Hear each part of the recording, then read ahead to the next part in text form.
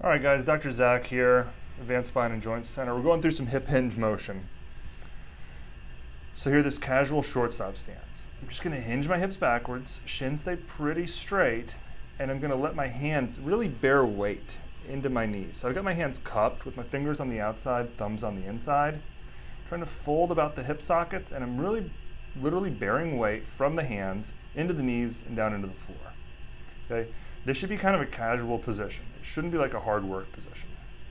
Here we're going into this greater than, okay? So I make this kind of greater than symbol. With the hands as a counterbalance, it lets me really press the hips backwards. So I can really press the hips backwards and get a bigger hinge in the hips. You get a bigger load in the hamstrings. You feel some tension with this one. Reach and fold, make that greater than sign. Here we're going to make a little more tension. We're going to drive the hands outside the knees. You should feel like a lat contraction, really stiffening the spine. Okay, we're going to use that stiffening force of the lats to keep the back real steady as we sink our hinge a little bit deeper. So we have a little more knee bend. Okay, it's like we're going a little closer into a deadlift pattern. So really make some heavy pressure from the hands pressing out against the knees. Feel the lat contraction and sink your hinge a little bit deeper. Press out, sink down a little deeper. Okay. Now this hip hinge, obviously you don't want to be like rounded in this position, but at the same time you don't want to be overly arched.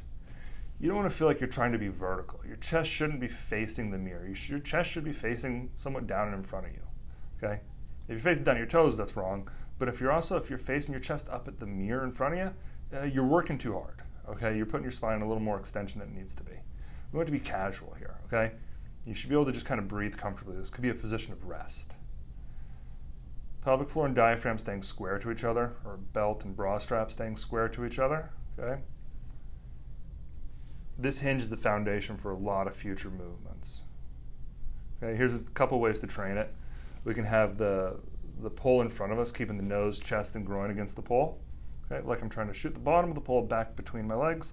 Don't be overly arched, don't be overly flexed. Be nice and neutral. Again, with no load here, this should be pretty casual, okay? Feel comfortable with this position. You know, you can go ahead and bring the pole back behind you. And try to maintain head, back, and tailbone support. It is a little more challenging for most people. Notice I got the back of my hand against there. Thanks.